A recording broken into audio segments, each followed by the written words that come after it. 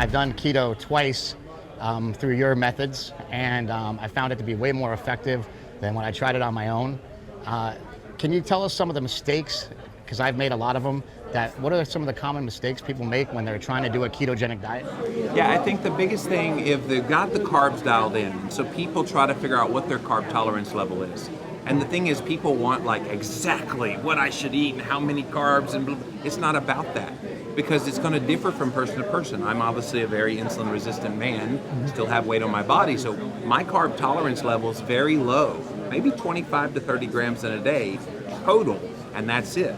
And so getting that carb tolerance dialed in first is so important. If you don't do that, everything else, it doesn't matter.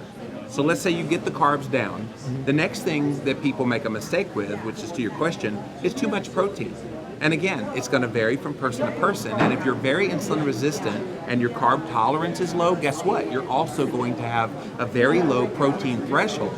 So whereas you think, okay, I could eat 150 grams of protein and that's healthy for me, maybe not, especially if your carbs are low. You have to moderate that protein down. So for someone like me, I'm tall, but I have a very lowish moderate protein, around 80 grams, which equates to about a 5-ounce steak and maybe a few eggs, and that's it for the whole day. So for a guy your size, it's like 80 grams of protein. That's kind of low in some people's eyes. I was telling you before, I train at Gold's Gym in Venice, right? Yeah. And it's all bodybuilders. Everybody wants to be huge, right? Yeah. But they think that you need 150, 200 grams of protein a day to build muscle. Do we need that much to build muscle? Like, can you build muscle on a ketogenic diet? Well, here's the dirty little secret about ketogenic diets, and in protein in general.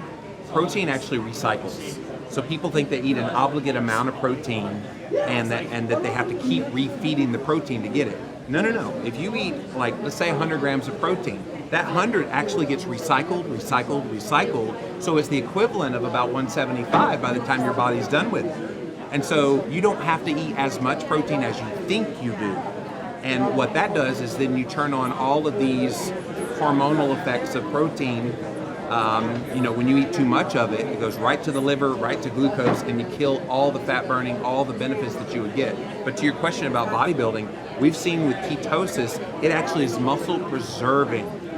I mean, this is something that shocks people. Whoa, what do you mean it's muscle preserving? You're not getting the insulin spike post-workout.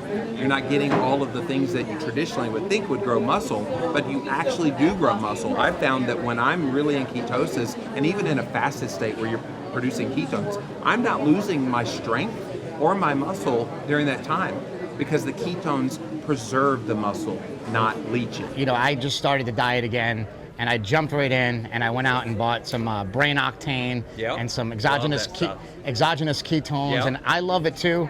But I don't love it when I end up on the toilet all day. Well, the poison is in the dosage. I think if you want to do brain octane, start light, or any MCT oil or any fat for that matter that you're kind of iffy about.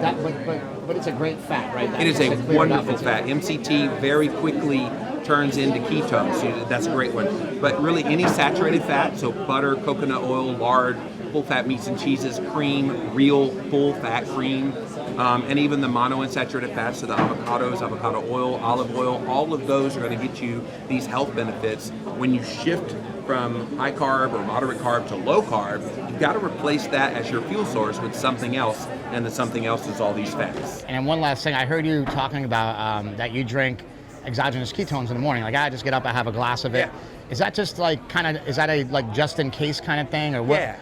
Is that like what that is? It's a booster. I think sometimes people get frustrated when they're doing what they think is everything right about ketosis and they're not getting the full benefits.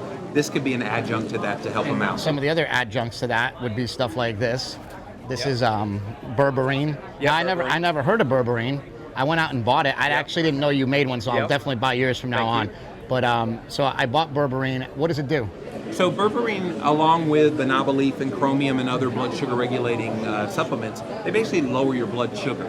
So what that does is when you lower blood sugar, your body naturally says, oh, I'm becoming fat burner. So it produces more ketones, which then gives you all the benefits of ketosis. So that kind of works synergistically. As ketones go up, blood sugar goes down, but as blood sugar goes down, ketones go up. So anything that would help you get there is a good thing.